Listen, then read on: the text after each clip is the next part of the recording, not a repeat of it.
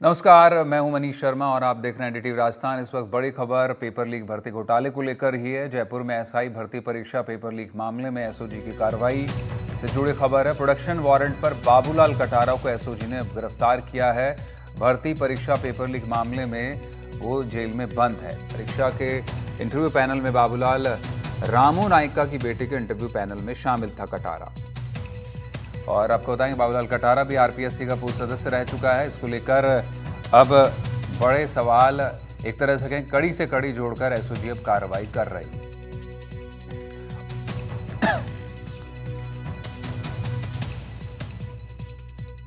होते हैं 50 मार्क्स होते हैं, उसमें 34 मार्क्स शोभा को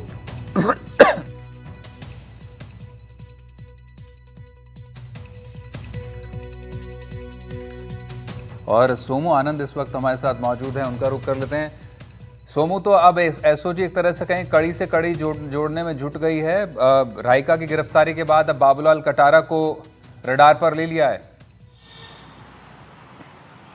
बिल्कुल, देखिए बाबूलाल कटारा से इस मामले में पूछताछ होनी ही थी, क्योंकि शोभा रायका जो कि रामू राम रायका की बेटी हैं और उनके जब अंक आए थे तो वो अंक बहुत ज़्यादा थे और ये लग रहा था कि वो करीब ऐसे कहें कि विलक्षण प्रतिभा के धनी थी। 50 में से 34 नंबर उनको इंटरव्यू में आए और अभी जिन 5 आरोपियों को गिरफ्तार किया है, 5 ट्रेनी एसआई को गिरफ्तार किया है एसओजी ने, उनमें भी अगर अंकों की बात करें तो सबसे अधिक अंक शोभा के ही थे। तो जाहिर तौर पे ये बात आ रही थी कि आखिर शोभा जो है वो उनके पास क्या ऐसा टैलेंट है।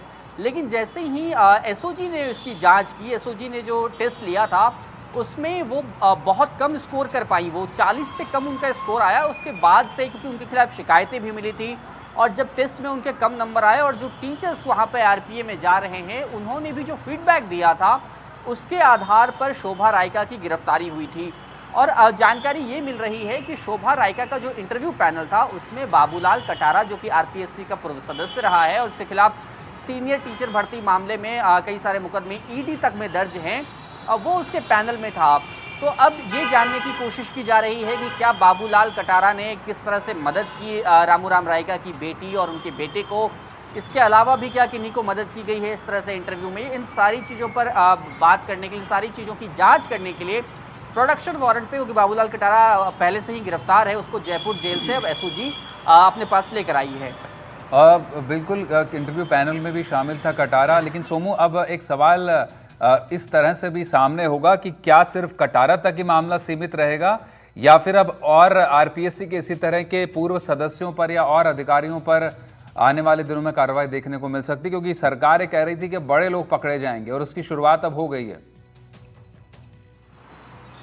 निश्चित रूप से देखिए बड़े लोग पकड़े जाने शुरू हो चुके हैं और क्योंकि एक संवैधानिक संस्था की साख पर किस तरह से बट्टा लगता है, किस तरह से उस पर सवाल खड़े होते हैं, ये उसका बहुत ज़बरदस्त उदाहरण है कि एक सदस्य पहले से ही गिरफ्तार होता है दूसरे भर्ती परीक्षा पेपर लीक मामले में। अब दूसरे सदस्य के बेटी की गिरफ्तारी होती है, फिर उस सदस्य की भी गिरफ्तारी होती है।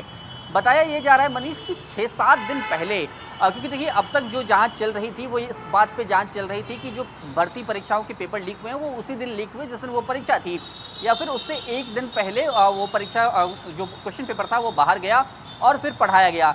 लेकिन यहाँ ये बात सामने आ रही कि 6-7 दिन पहले ही शोभा को और उनके भाई देवेश को पेपर मिल चुका था हैंड रिटन फॉर्मेट में, जितने प्रश्न आने थे, और उन्होंने उसी आधार पर तैयारी की और उसके बाद परीक्षा पास की। तो हालांकि हमारे सूत्र ये भी बता रहे हैं मनीष कि जिसने ये क्वेश्चन पेपर रामू राम रायका को दिया, जहां से वो उनके दोनों बेटे और बेटी को पहुंचा, एसओजी की टीम वहां तक भी पहुंच चुकी है, बस उसका खुलासा होना बाकी है। तो ये एक अहम डेवलपमेंट जो है इस पूरे मामले में हुआ है। लेकिन ये जरूर है कि पूरे संवैधानिक संस्था की साख पर बट्टा लगा है और इसीलिए कई और सदस्य, पूर्व सदस्य भी जाँच की जद में आ सकते हैं, इससे इनकार नहीं किया जा सकता। बहुत शुक्रिया सोमू इस जानकारियों के लिए, और आगे भी आपके पास लौटते रहेंगे। दौसा से